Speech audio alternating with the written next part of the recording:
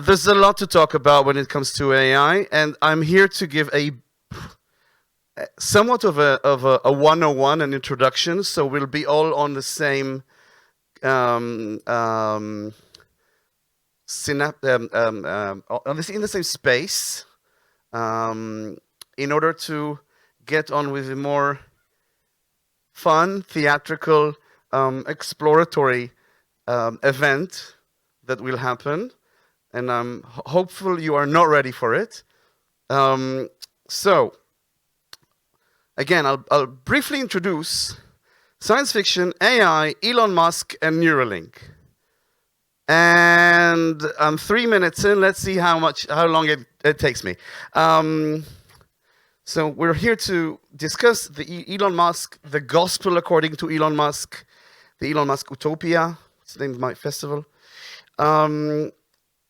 Let's start with science fiction metaphors, their use and their abuse. So I hope some of you are familiar with this image, with this film. Her is an extremely recommended sci-fi film. It's a magnificent 2013 sci-fi romantic dramedy.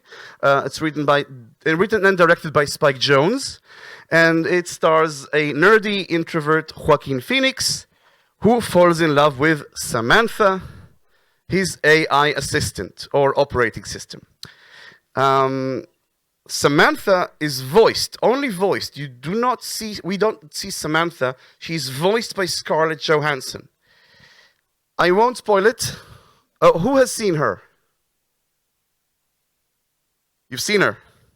Well, there are a few people here that have not seen it. I'll just say that maybe humans and AI assistants are not supposed to be together.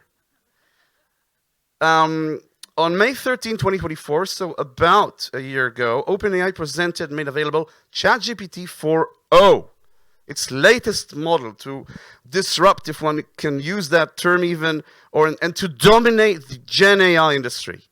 Whether it did or did not, I'm not going to go into that. Sam Altman, OpenAI CEO, decided to reveal 4o to the world with one tweet. This tweet. This audacious tweet. Now, not long after, it became quite clear that it's not just her he's referencing. Has anyone fallen in love with his AI assistant in the past year? No? Yeah, you have. Well, is it mutual? It's not mutual, exactly. So, the voice of the AI assistant called Sky in the real world bore a striking resemblance to that of the voice of actress Scarlett Johansson. I didn't really remember what happened, but I remembered there was some sort of legal issue, so I asked ChatGPT, and that's the answer. Yes, there was.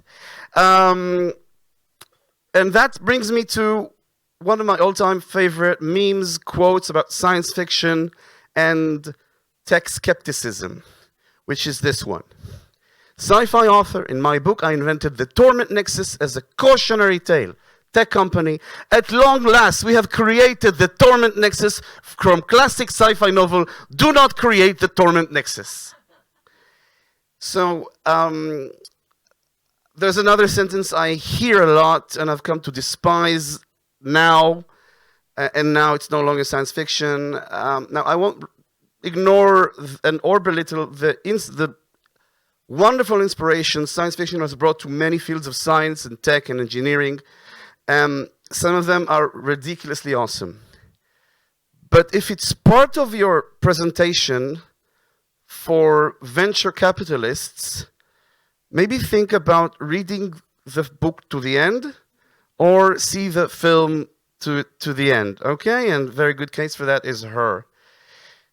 Now, I can't pinpoint exactly when it started. It may have always been part of the ecosystem, but I feel, this is personal, as a sci-fi enthusiast, that there's been a noticeable surge of co-option and corruption of science fiction by Silicon Valley venture capitalists in an attempt to sell us on a grand future of their design, their utopian vision, They utilize science fiction aesthetics, narratives, and by doing so, doing what science fiction does very well, capture our imagination. And with that, they generate headlines and traffic and investment. And you'll see that happen soon, in this topic specifically. But to those of us in the know, we see the misuse, the abuse, the crude and ill-fitting metaphors, her ends badly. It doesn't, it's fantastic. It's a great film. It doesn't end badly. But I highly recommend it. But maybe don't pursue it as a goal for your tech startup, is what I'm saying. Now, good science fiction, you all know what good science fiction is. I'm not going to introduce good science fiction. Just, we should all read the book to the end, is what I'm saying, I guess. Now, let's talk a little bit about Elon Musk. Now, 2 or 3 years ago, I needed to orient people and kind of introduce them to Elon Musk. I now no longer need to do that. Presenting Elon Musk is a matter of curation. It's what not to show. But there's no question that he's become a household name and an influential figure. And let's start with a quote. He has many. I love this one. I care a lot about the truth of things and trying to understand the truth of things. I think that's important. If you're going to come up with some solution, then the truth is really, really important. A few basics about Elon. 53, born Pretoria, South Africa. He has Canadian and US and South African nationalities, and he supposedly doesn't have a house because he doesn't need one, but he does reside in Boca Chica, Texas, which is the location for the SpaceX Texas launch site. Show of hands, if you know, how many companies does Elon Musk manage, direct, preside over? Show of hands. Show of hands.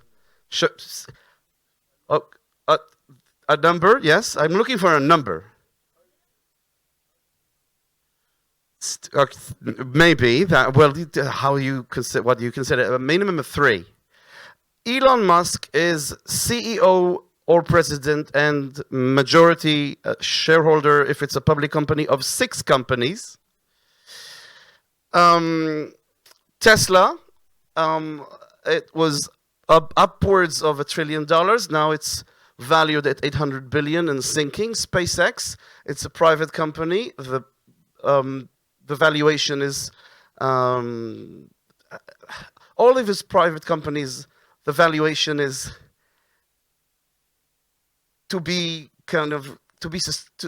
suspicious. But SpaceX, X, formerly Twitter, the boring company, which doesn't do much. We're not going to get to it. Neuralink and XAI. Now, XAI and X are now in a merger, so we can say 5, but he also has one other organization, the United States government, so maybe it evens out.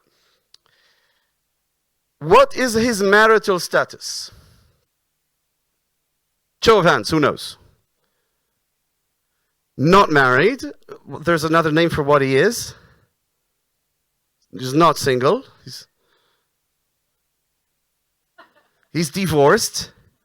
How many times has he been divorced? 3. Last but not least, how many kids does Elon Musk have? It's a good number as any. Last time I updated this slide, it was 10. Now I'm saying 14, and we don't know. So this is the person that's going to appear in quite a lot of our discussions. Now he has, well, there's no reason. Like 2 of his marriages are with the same woman who divorced twice with an actress that he did not have any kids with. So but let's say he's very open in his relationships. He's come a long way from his birthplace in his childhood of Pretoria in 1971. He's become a tycoon, a cultural phenomenon, and a thought leader. He's potentially the richest man in the world, depending on the current price of Tesla stock, which has, I think, declined 40%, or around 40% since the US election, and it's still quite high.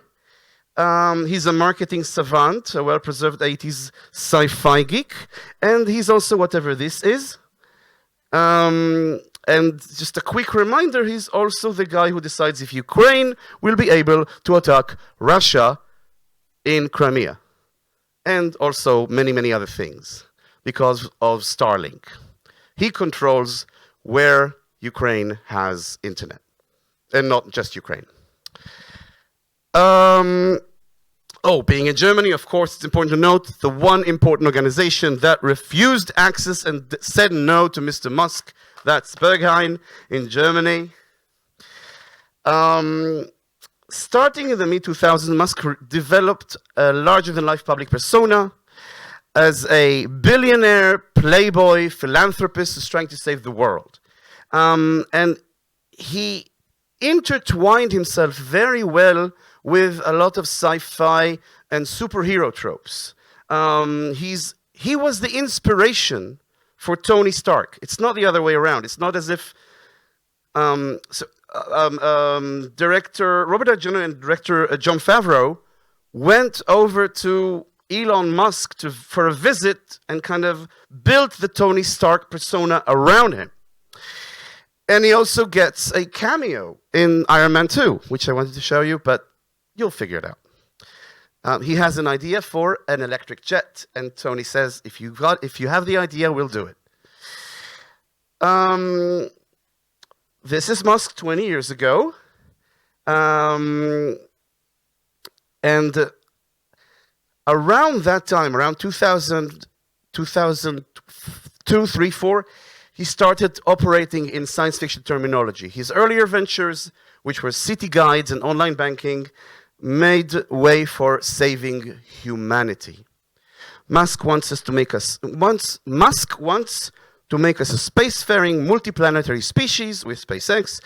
He wants to avert climate catastrophe, supposedly, with Tesla, and make sure we win the eventual war with AI by funding. He's one of the first founders.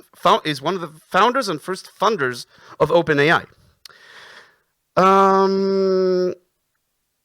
Let's see if I can show you one video clip. If we'll have sound, if I'll get the sound for it, and if not, we'll be fine. Mm-hmm. Mm-hmm.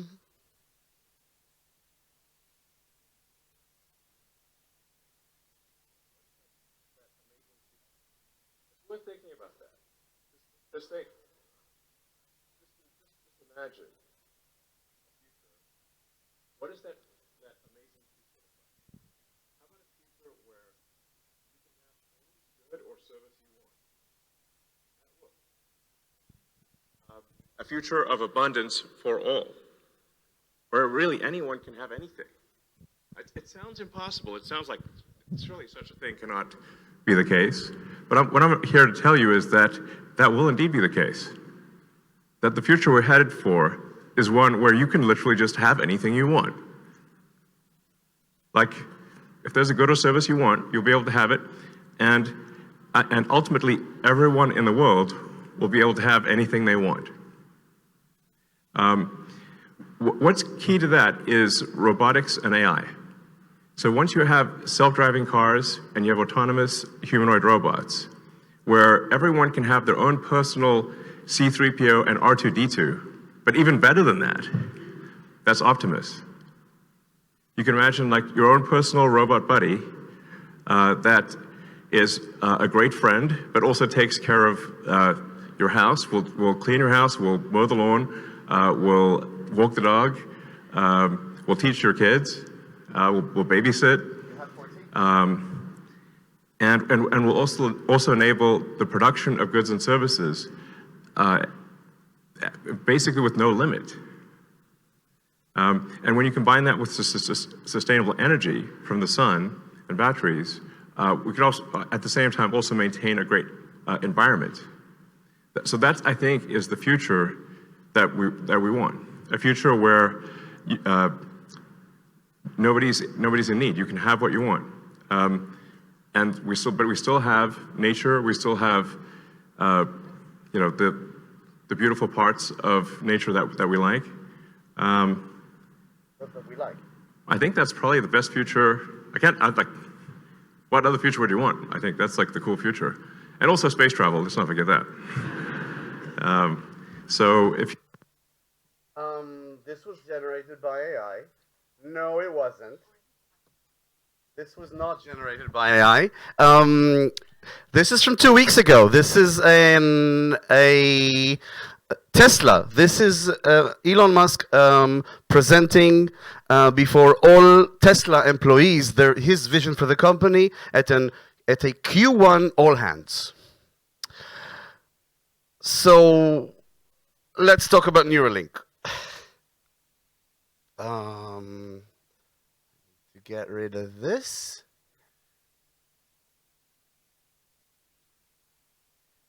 All right. Neuralink was founded by Musk with a number of other partners in 2016. It is a neurotech company intended to disrupt the BCI industry, which is brain-computer interface. Neuralink develops implants for a direct brain-computer interface. That is an instrument that is implanted in a person's body, in the brain, and allows direct interface with a computer. It is currently estimated to be worth between 5 and 8 billion US dollars. It is, again, a private company. It might sound like science fiction, but let's remember we have pacemakers and a host of other internal implants and medical equipment for hard of hearing and sight. So Neuralink is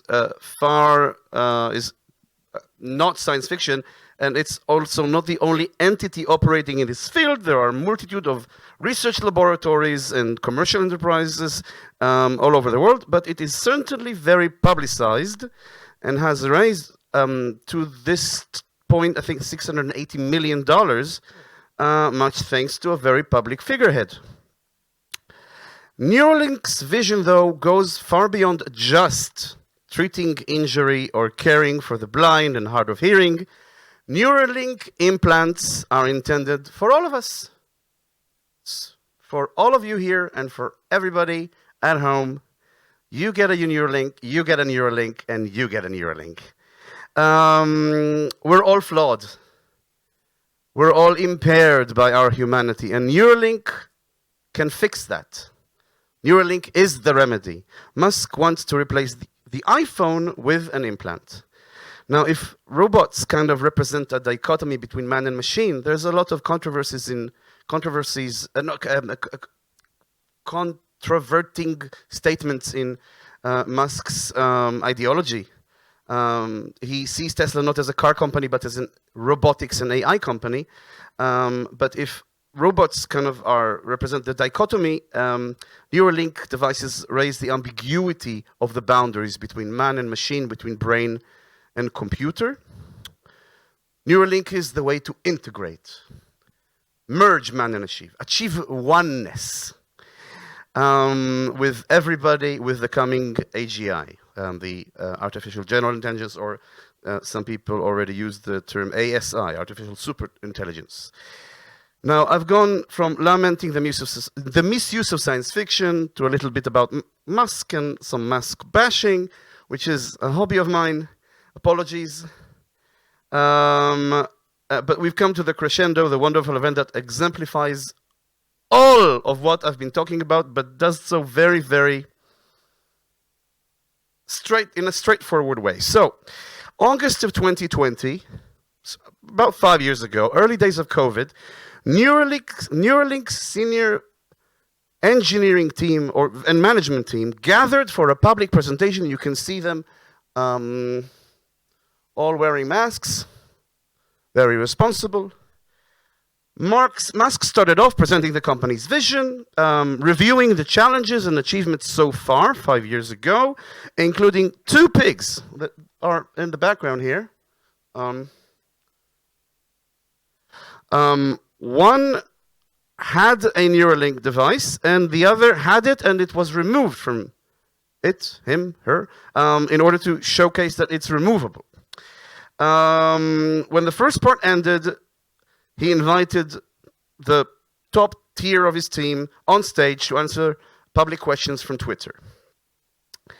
And towards the end, the team was asked one single question, one by one, like everybody answers the same question. What is the Neuralink future they imagine? What is the application at the top of their personal wish list? The answers were remarkable. I saw this live and I said, I need to transcribe this because this is going to be wonderful to recreate. And here we are. So what we're going to do with the help of very, very lovely people who have volunteered their time and expertise is try and recreate those 12 minutes at the end of that. And they are lovely people with varying expertise. What we'll do is we'll enter the scene. Now, in the actual scene, there are 14 people. We're not going to do that. Every person will play out a few characters, aside of one Elon Musk. And with that, I'd like to invite everybody on stage.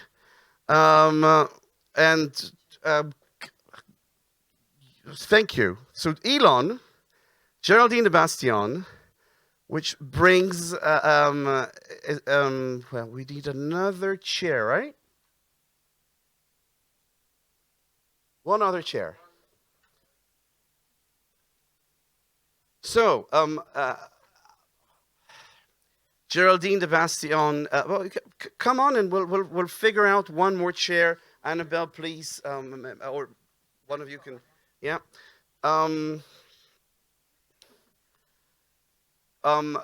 Left to right, Boaz Levy. I'm not going to go in depth, but I'm going to just share with you the disciplines and the viewpoints and perspectives people will bring to the table. Boaz has written everything, by which I mean stories, fiction, journalism, podcasting, which was written but then spoken out loud. He teaches generative AI at the Bezalel Arts Academy. He's screenwriter, playwright, and he brings out a creative aspect. He's also an expert on AI. Adi Rice is a cinematographer, another creative who transitioned into the world of volumetric media, which means 3D capture. You'll have to ask him what that means. I can tell you that his inspiration is the holograms in Star Wars. Louis Savvy, director of the London Festival for Science Fiction and Fantastic Film, also known as Sci-Fi London, celebrating its 25th year this June. Geraldine de Bastion is the founder of GIG, Global Innovation Gathering, a network of hacker and maker spaces throughout the world, connected via Berlin and Germany, but also through the network. She's the CEO of the consultancy Connective and does digital transformation projects and is a remarkable speaker and moderator on her own. And she was essential to the foundation and the programming for the Republica Conference and Festival as it has become today. Anya, I need to check my notes for. I am so sorry. That was all very well prepared up until the last minute. Anya joined locally. I wished and asked for Johanna to find us a scientific perspective on all of this, because we've got creatives, curators, and tech, Dr. Anja Dittrich is a neuroscientist at the MEG or MEGLab, Brain Imaging Center of Goethe University in Frankfurt. And you should pitch us the brain exhibition at the end. Last but not least, Annabelle Dukes, which I invited last moment, is a Frankfurt area resident. I'm going to say what I know. I've known Annabelle as growing up through Republica, growing up through Republica as a team and volunteer of that festival, with a passion for kids, which she has turned into a profession. So she's an early childhood development educator, and it'll become obvious why we need one. And what's going to happen is I'm going to facilitate, I'm going to be the moderator of the conversation, as there was one in the conversation itself. I'll also break the fourth wall every now and again and tell you a little bit about what is happening. Without further ado... I'm so sorry. Is it possible to change anything about the lighting? Because these two side lights are super blinding. I think it's possible. And it's kind of hard to see each other here. That would be amazing.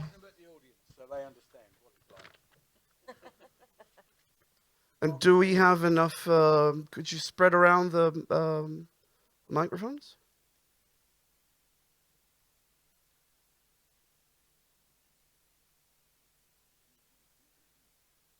And the house lights, maybe bring them up a little bit. All right. Not really. Just if we could turn up the house here, lights. then it won't be so blinding, maybe. I mean, this is better, yes. And it would be that and turning up the house lights. That would be amazing. Yes. I can turn it off.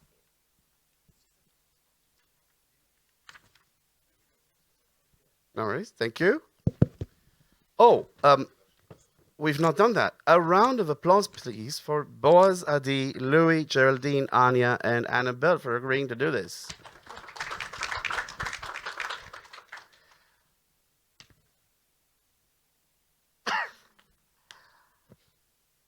As a closing question to all of you, I thought we might go down the line, starting with Dan.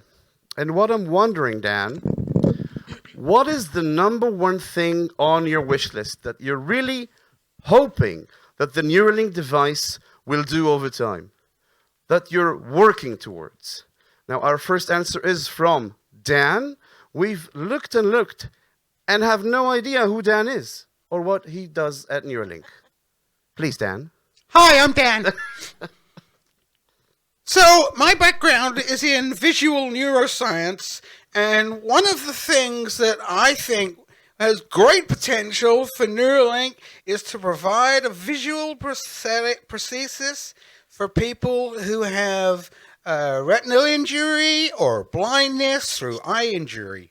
You can essentially plug a camera directly into the visual cortex and stimulate with an enormous array of hundreds or maybe tens of thousands of electrodes to recreate a visual image. And in time, perhaps you can use that same technology in people who haven't lost their vision entirely, produce some kind of a head-up display, you know, something like Terminator or something like that.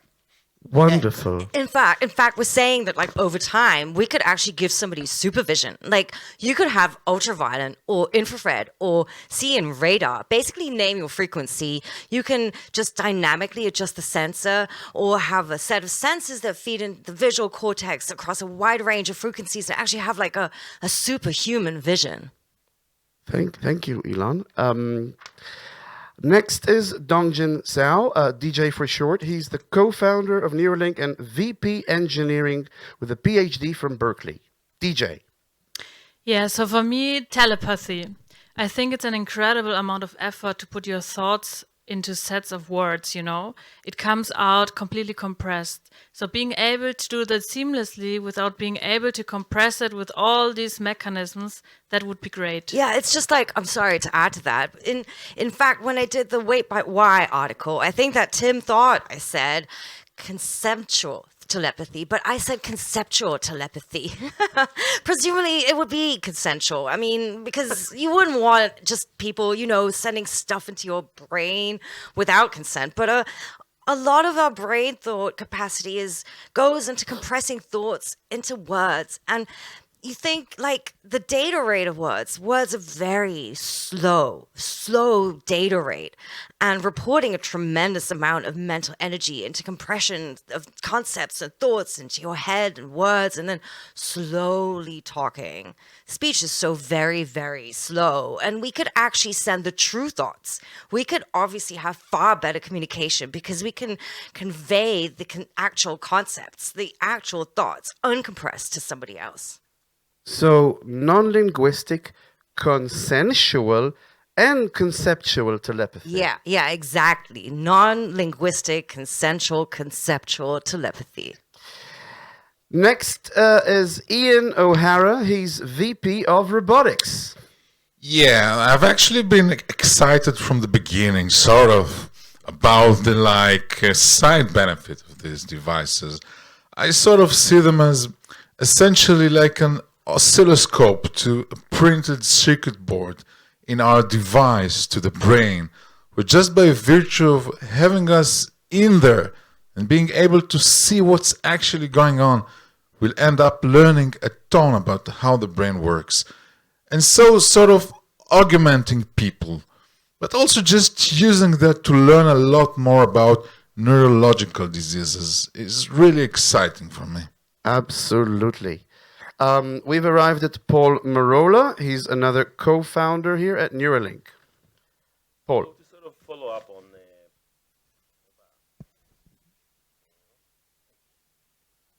Hello. Paul? To sort of follow up on Elon's thought, I feel, and I imagine a lot of people feel the same way, that there's a lot of sort of trapped creativity in your mind. You can, for example, close your eyes and conjure up an incredible, like a Dali-esque scene. But, if I wanted to actually show someone that it would take years of honing a craft and be able to even paint that.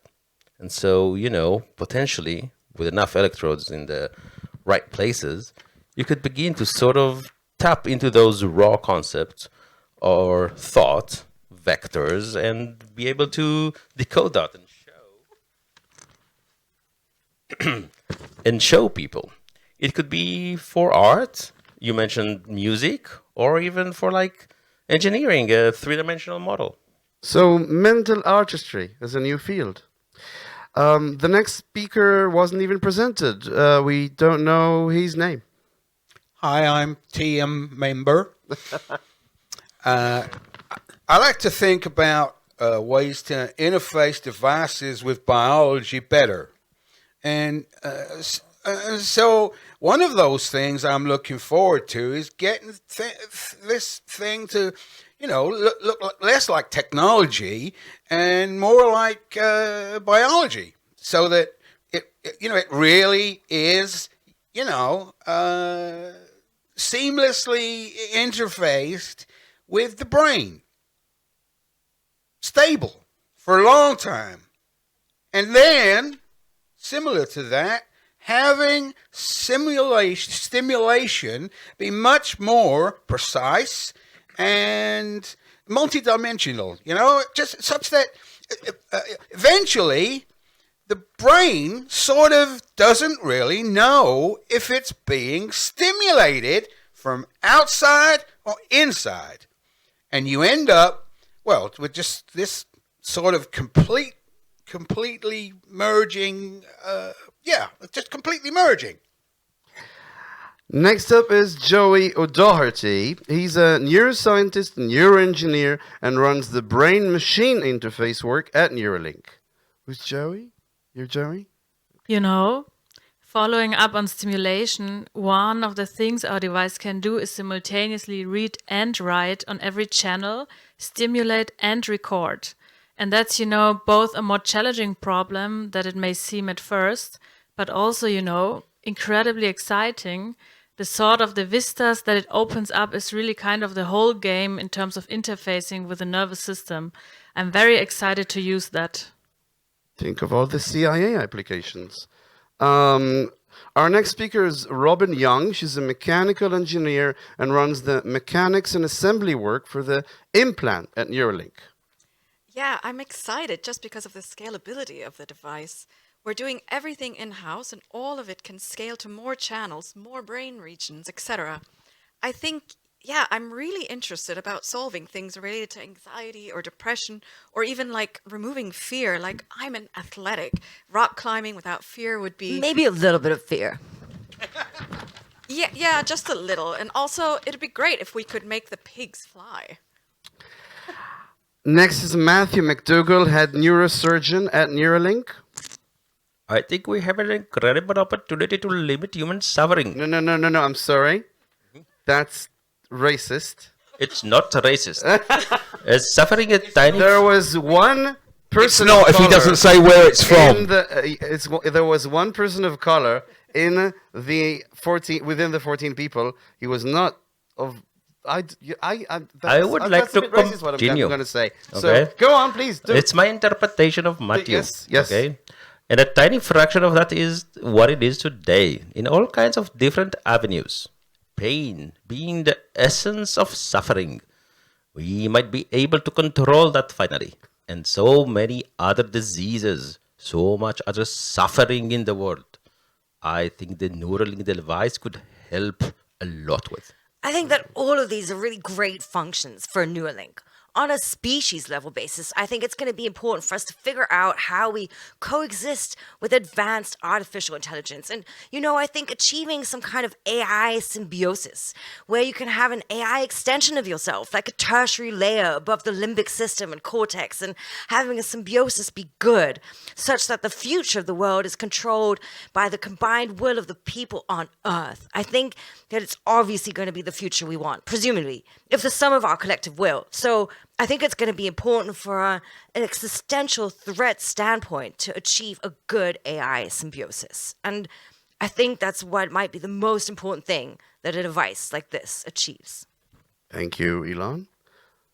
Next up is Max Hodak, is another co-founder and the CEO of Neuralink. Max. I think that a good benchmark of does it work well in humans is can a quadriplegic, does it work well enough for them to play StarCraft?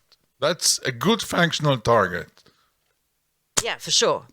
I have in many ways a very basic science interest, which is I'm really interested in the nature of consciousness. And there's a lot of very silly philosophy that's been written about it over the last 1,000 years or so, but very silly, philosophy. But I think that it's really, we've been very limited by the tools and our ability to interrogate and measure the brain. And as these tools get better, with the help of Elon, it will pull us into the realm of physics. And it's really one of the last big, great mysteries in science. Felix Deku, who is the person of color in this entire group, is our next speaker, director of microfabrication. So for me, you can imagine a disease-free future. A future where you know what's going to happen to you before it actually happens to you, so you can prevent it. With these devices, we will be able to not just pick up electrical signals, where you can also pick up chemicals, clues in the brain. And if you're successful, which I know we will be, we'll be able to prevent events ahead of time, diseases, and really the functions of these devices are widespread. So I'm looking forward to the future. Zach is up. He works on Felix's microfabrication team. Please, Zach. Zach, anyone is Zach? I can okay. You can take Zach. I'm really excited about the opportunity to help people overcome challenges that they face through life circumstances. bad luck through no fault of their own, spinal cord injury, brain disease, some devastating things that completely change your life. Hopefully, we can help them get some function back. We've arrived at Autumn Sorrells. She's the Animal Care Program Director at Neuralink. Well, I'm Autumn, and I lead our animal care program. And our philosophy here is to set up a system where the animals are able to volunteer, to make choices, to participate in our projects. As you see, sometimes they choose not to participate, and that's okay. We want to make sure that our animals are happy and healthy. So all of the behavioral research that we do is led by positive reinforcement.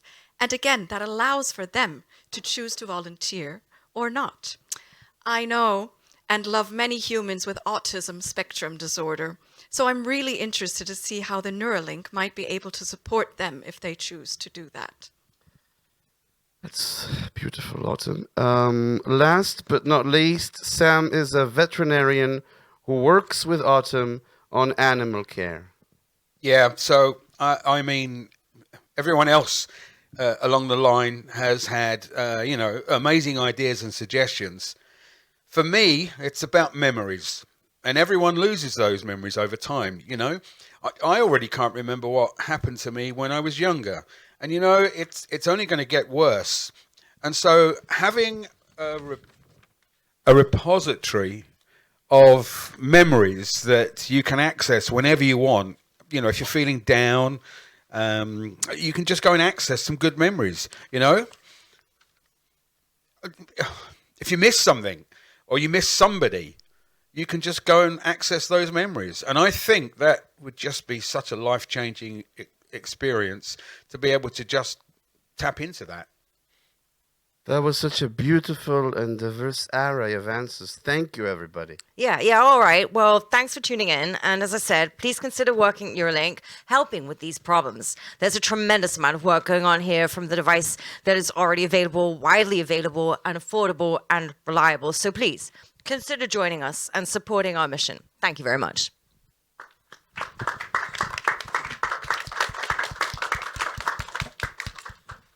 Who would like to work at Neuralink? On stay. Oh, all of you would want to. Well, the pay must be good. You get a couple of babies by Elon thrown in if you have a uterus too, I think. We can do that synthetically now, so it's fine. He's been... So, first responses. Who wants to go first? Not you. Okay. Either one of you, please. What just happened on stage? Your first reaction, is this as a neuroscientist, or is this if you had... Both as a human and as a neuroscientist, I'm kind of surprised because I feel there's kind of a dissonance between the content, what they're actually saying, and how they're saying it. So it feels a lot like overselling to me. And like a lot of ideas that they have are actually old ideas in neuroscience. There's work going on since many years and decades. Could you give us like a sampling or what do you mean? I mean, like there's a lot of work going on for paraplegics and so on, or people in locked-in syndromes where... But can they play StarCraft? Unfortunately, not yet. But yeah, so there is research on that. It's not as easy as it sounds, as they make it sound. I wish it would be. I think we all do. But yeah, so it sounds like a lot of overselling. Yeah, I'll give one personal comment that I think I will be in agreement with. You'll be in agreement about this is me. I have anxiety and depression problems, and I take medication for that. And I don't know what would be my choice if I were offered to fix this in that way, and I don't think that's coming up anytime soon. But I have a friend who lost the use of his legs. I wish for him to regain that. We all have I assume we all are acquainted with problems, and it's not as if we don't want all of this to happen. I would want the future Elon presented, that the space communism thing. That sounds nice, speaking for myself. So just wanted to say we're not here to bash these ideas, but explore. There's a lot to explore there, both creatively, it's the inspirations they have as they talk about it. Please, Geraldine. Elon. No, I'm sorry. I was just going to be that person again, ask if it's at all possible to switch off this light when we have the discussion, because I'm like, I cannot look at all your way. And I thought maybe if we're going to open it up for Q&A in a minute, if we don't need it, that would be really cool. Sorry. And I'll do the other thing is, and it's an intimate setting. You're welcome to join and be closer. If anyone wants, we don't see them now. Right? Yeah, go ahead. Oh, go, Louis. Well, two things. One is I want a Neuralink. I want one straight away to fix this eye, which doesn't work very well anymore. I also have. I don't know if anyone's caught the trailer for the new Black Mirror series, but they did a lovely campaign on a thing called Nubbin. Nubbing? Nubbin, Nubbin, and it was just a commercial for something that looked like the Neuralink, and it just took you into this other world, and it looked like it was available. You could go and pre-order and all those, but it was actually just an ad for the Black Mirror show. And the other thing I just quickly want to say is that reading this now has confirmed my long-standing thought that Elon Musk is Thomas Newton.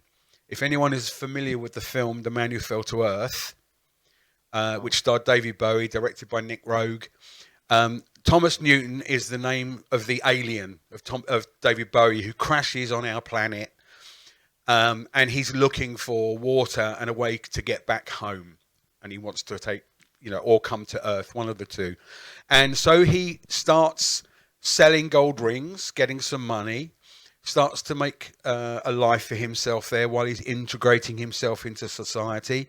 Then he starts releasing the advanced technology from his planet into our lives, and he becomes a multi-billionaire through selling us all these brand new products. And he now has all this money and all this power and these great lawyers around him and all the people surround him and amazed at what he's invented. And then he goes into space travel and building a space rocket so he can get home. But he's actually an alien. And I've always thought that is Elon Musk. He has done exactly that. Or he watched the film and he's copying that rather than Tony Stark. Thank you. There are quite a few science fiction references there, but not that one. I mean, that's a good one. I do want to yeah, let's go. Would you want to? Yeah. So to reflect on our telepathy connection isn't. There's a low signal here. No, it doesn't work yet. But I'll try to convey that through words. Let's see if that works. But consensually, please. Consensually, yeah.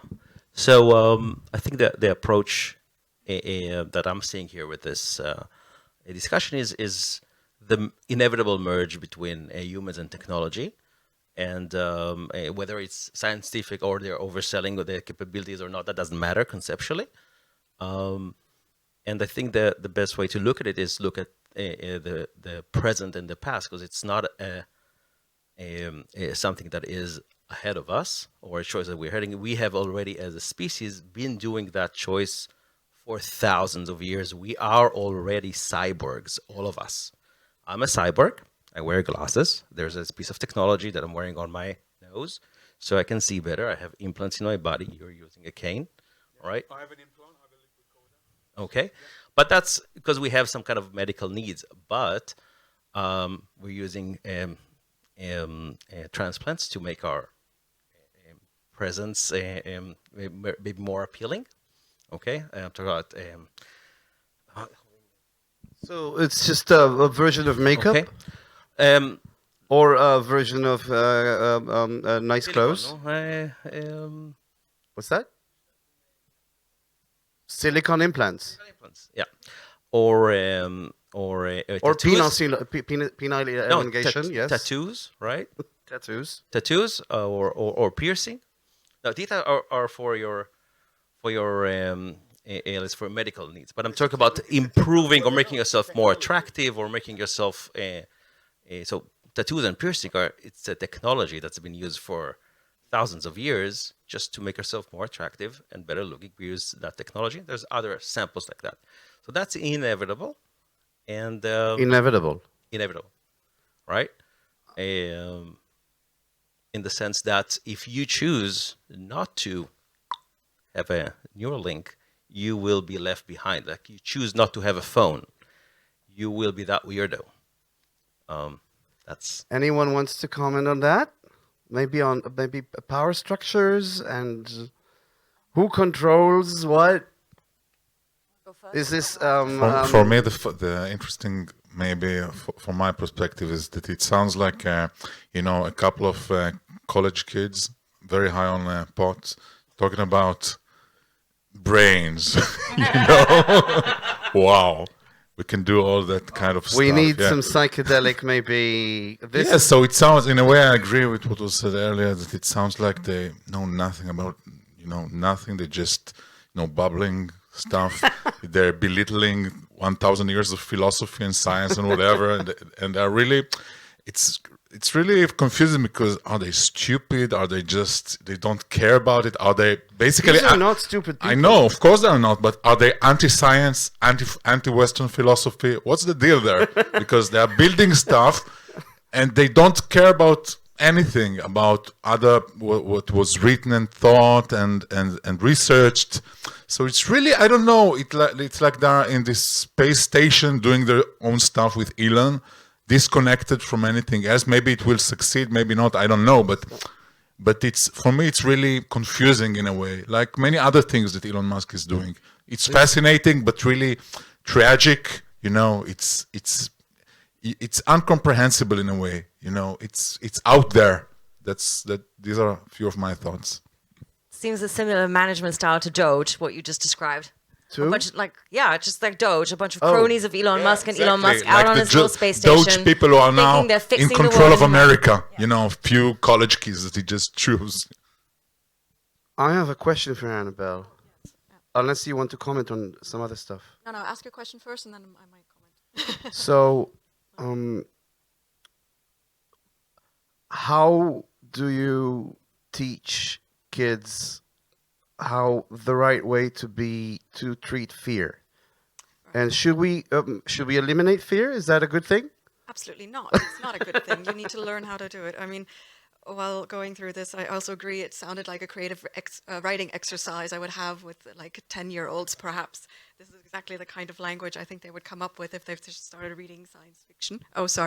If they started reading science fiction. And I'm also very worried about the implications it would have on child development and brain development as well, because they're not going to stop at adults. They're going to try to see, as Elon Musk is trying with his army It's like of cigarettes children. and Catholicism. Get them while they're Yeah, young. exactly. And how can we create these intelligent, genius children by implanting a Neuralink? But we need that human interaction. We need it. One of my jobs is at like the top 3 of jobs in the world that you cannot replace through robotics and AI. But we're seeing it all the time now with the amount of screen time that children are having and the effects on their development. So this is something that I'm a little bit iffy about. And yeah, it sounds like something that Elon Musk would want to do, to create these superhuman children and beings. Yeah. Maybe it'll be a rite of passage. You're 16, and your mom or dad takes you to the Neuralink store. Geraldine. Also, to me, it sounds like this thought of efficiency, right? That you have to be more efficient. This rock climber said they want to not have fear, to be better in rock climbing. If you do that to children or like to humans, it sounds like you try to circumvent giving a brain or an organism what it needs and just do it via a button press, maybe to relieve fear or suffering. Yeah, I mean, I think there's so many aspects in here, and this sort of audacity of people to believe that they kind of, can define the norm or what is supposed to be like a good life, and there's so much contained in that here. This idea, and there's, so many different sort of course, like you said, science fiction references. I guess it's a question of this, if this world, like, well, Gattaca, is that escapable? The idea that you need to fix your baby and give it the right assets. Yeah. Otherwise, it's not going to have the best chance in society. Can we escape that future vision that is contained here of making us all, as Elon Musk actually says, superhuman? Or is that, as you implied, the trajectory that we're on because of this sort of, if it's technologically possible, humanity must go for it kind of thing, And of course, we're seeing a lot of that. I was just thinking, like, we did a reading of this at Republica last summer. What has changed since then? Like, what are the things that are standing out differently? And this is very anecdotal, but just having heard that horrific speech that the new health secretary of the US gave about autism, and reading this section here. So just as a reference, he said that nobody with autism will ever be able to have a fulfilled life, go on a date, pay any taxes. They're a burden on society and their families. And of course, everybody just wrote back saying, have you ever talked to anybody with autism? But, that was one of the points that just stood out here, sort of this pinpointing of certain diseases that have become politicized phenomena and stigmatizing them to something that needs to be fixed. And and I think that's, for me, one of the most concerning aspects coming out here. We've had that discussion. We've had that kind of discussion before as well, talking about Down syndrome, and that's, kind of hopefully we're a bit past that, although I'm sure people, somewhere out there are playing with CRISPR and DNA and already offering people some kind of hope for that, even if it's a bit clandestine. But we've been through this already, so it's not new. Just one more comment and then I fear that we're just experiencing this huge backlash, after like years of progressive development, and now with the things that the GOP in the US are perpetuating as standards, the beauty standards, the new face that everybody nedes to have, the fact that women in the US, the Mar-a-Lago face, the fact that women in the US are not allowed to age, the fact that, there's so much. The fact that, yes, of course, and also the fact that all medical research for these areas has now been cut, and there's so much sort of giving me fear that this reality that people are trying to achieve here is getting a lot more space and a lot more lightly, unfortunately. I think it's getting more likely, but still, like, the way they envision it will take a lot of time still. Because, in the end, they do have a device which is a piece of electrodes, but it can only cover one brain area or just a tiny fraction of the brain, and not like the whole brain. And brain functions through a network, right? Like, you cannot just record or stimulate one brain area and change the entire perception or understand the function of a complex network. I'm very glad you're putting this into perspective. There's a wonderful clip you can see online. There's a bunch of them of Elon Musk promising fully autonomous driving. And it's telescopic. In 2013, it would have been in a year or two. In 2015, it's in a year or two. In 2017 and 18, it's within 6 months to a year. And then COVID, so it may take us 2 years, and so on and so on. And it's a year from now. It will be here. A year from now, there will be. What's that? I would argue. I understand. There's a whole other topic to discuss, but I disagree, and it's not Elon's cars. I have more anecdotes to add, but maybe yes. we. There's if I'm sure there are other perspectives, and doesn't have to be a question. It can be also and something you have to say because you saw this and that troubles you or excites you. I'll start. Or horror, yeah. Otherwise, you're all going to get a Neuralink on the way out. Your name, please. I'm Charmin. And my question is, even if it's not coming in the near future, is there still a possibility that it happens like sometime in the future? And given the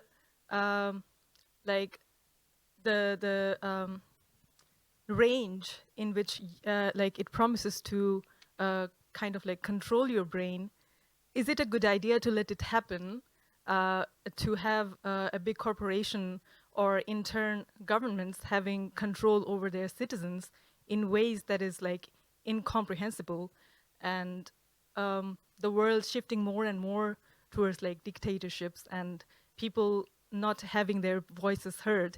Is it a good idea to let this happen in any capacity, or should we really try really hard to stop it from happening? What is your view on that? So I would say when that we say a few years from now, I'll hand it over to you. I'll just say that there's such a wide berth of, what can happen, and in which time frames. And that is indeed the question. What's That is indeed the question. Also in the field of neuroscience, we don't know. Like there has been like an increase in computational capacities, in more complex recording methods, but still on some questions there was no progressing, even though the methods got more complex, right? So I think you cannot really estimate how long it will take. It depends a little bit also on what exactly they want to do, which is not very really specific here. But to come back to your question, I find very interesting because in the end we are already doing that, right? Like political systems or social systems are doing that not just through the brain directly, but indirect through other buttons that you have as a human, like, I don't know, you want to be socially integrated, you want to be accepted, you want to feel good. So, I don't know, advertisement or other things are already kind of moving you. You don't need a device in your brain to be controlled, right? You can be... Are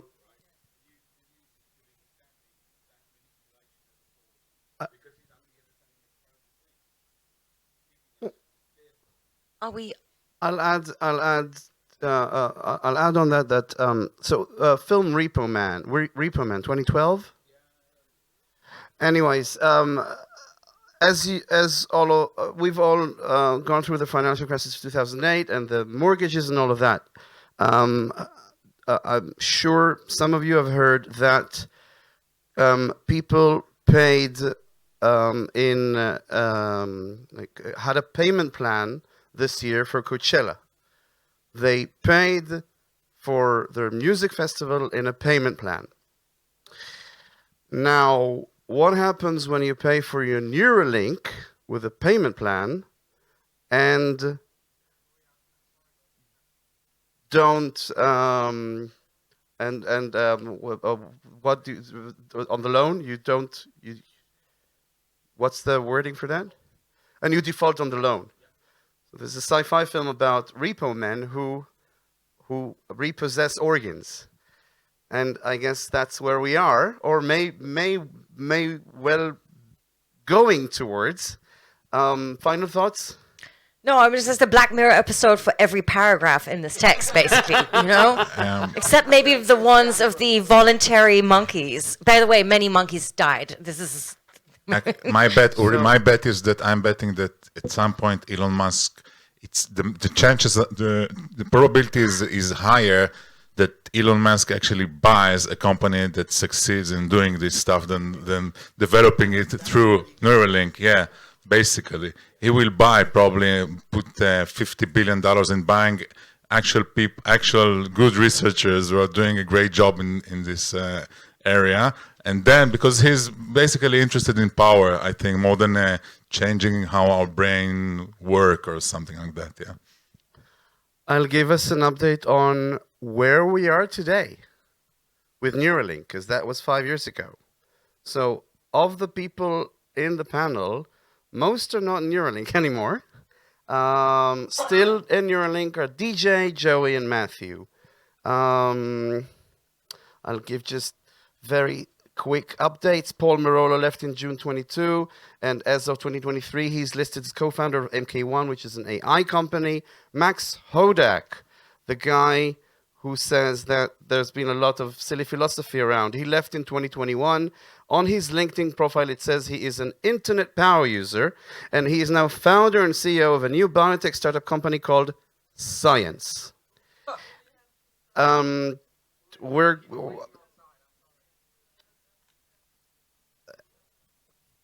Financially, they've just finished a round of investments, and in achievements, the first human transplant was made a year ago. And he's doing fine, but 85% of the usage of the implant is gone. But there's a number 2 now, and a number 3 coming up in Canada. So it's already, if you want to check it out, go to the US or Canada. Thank you so much. Thank you. Bravo. Applause.